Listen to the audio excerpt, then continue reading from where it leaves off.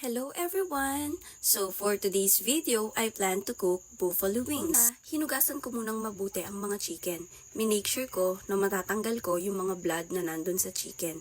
Then after that, dinrain ko muna siya ng mabuti para walang tubig kapag marinate ko. Habang inaantay kong madrain mabuti ang chicken, nagdiktik ako ng 5 pieces garlic. Then, sinet aside ko muna. Tinanggal ko na ang mga fats ng chicken and then chinap ko na rin siya para mamarinate ko na.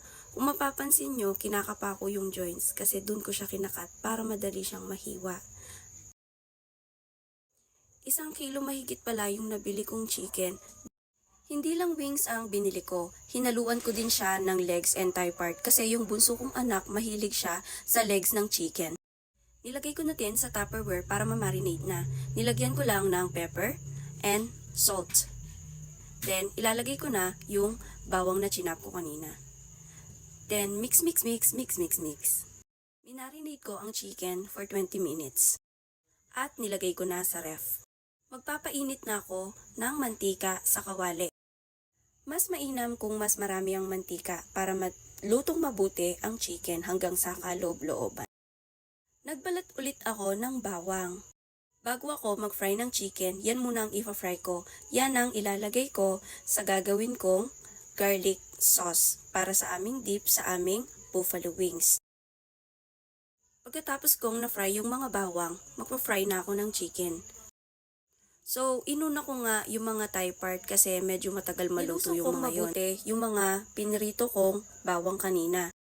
Naglagay na rin ako ng mayonnaise, evap, and salt, pepper. Naluto na nga yung mga una kong sinalang na chicken kanina. So magsasalang na naman ako ulit. Nung makapagsalang na ako, ginawa ko na rin ang sauce ng buffalo wings. Nilagyan ko siya ng sugar, then tinoast ko lang yung sugar sa butter. And nag-add na rin ako ng water para medyo malusaw naman yung sugar. After that, ilalagay ko na yung tomato sauce. Then mix. After kong ma-mix, naglagay na rin ako ng soy sauce and pepper. Then, mix. Nilagay ko na rin yung mga na-fry kong chicken.